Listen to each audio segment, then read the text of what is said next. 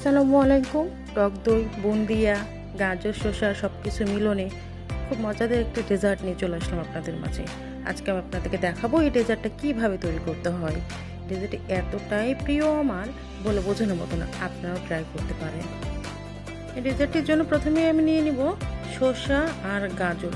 ঠিক ভিডিওতে দেখানো মতো করেই আপনারা কেটে নেবেন শসা, গাজর এইভাবে চিকন চিকন করে। আমি দেখিয়ে দিচ্ছি কিভাবে কাটতে হয়। আসলে একটু মোটা মোটা এভাবে থাকলে দাঁতের নিচে থাকলে ভালো লাগে। গাজর একটু শক্ত, আমার একটু কাটতে অসুবিধা হচ্ছিলো, তবে আপনারা চেষ্টা করবেন খুব ভালোভাবে কেটে নেওয়ার জন্য। এটা অবশ্য খুব বেশি কঠিন কিছু কাজ না, এটা সবাই পারে। আমি গাজর কেটে আপনাদেরকে দেখিয়ে দিচ্ছি কিভাবে আমি নিয়েছি। এর থেকে বেশি মোটা করবেন না। এরপর আমি নিয়েছি আমার পরিবারের 4 জন, এর জন্য 4 টেবিল চামচ খুব বেশি বেশি করে নিয়েছি টক দই। টক দইটা নিয়ে আমি খুব ভালোভাবে ফেটিয়ে নিব। এখন টক দইটা আমি খুব ভালোভাবে ফেটিয়ে নিয়েছি। আপনারা দেখেন ভিডিওতে আমি কিভাবে ফেটাচ্ছি, এবং ফেটানোর পরে আমি চামচ দিয়ে উঠাই আপনাদেরকে দেখাচ্ছি যে এটা এই ধরনের লিকুইড হয়ে যাবে, তাহলে আসলে খেতে বেশি মজা লাগবে।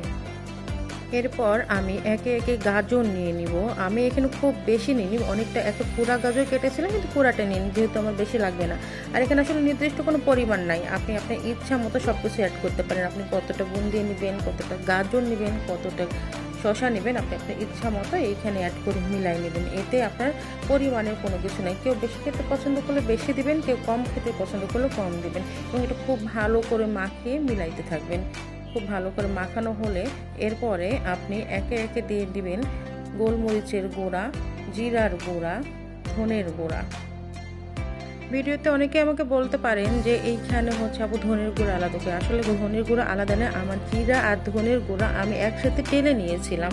আর গোলমরিচের গুঁড়া এখানে আপনি আপনার টেস্ট মতো। এরপরে বিট লবণ দিবেন, অবশ্যই বিট লবণ দিবেন, সাদা লবণ বা আমাদের যে রেগুলার হয় সেই লবণটা দিবেন না।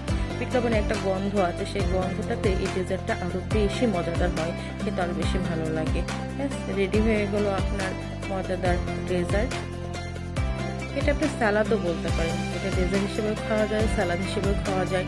এটা আপনি রুটি পরোটার সাথেও খেতে ভালো লাগবে, আবার আপনি এমনিও যদি বাটিতে করে সার্ভ করে এমনি নর্মালি খান সেটাও ভালো লাগে। ধন্যবাদ, সাথে থাকবেন।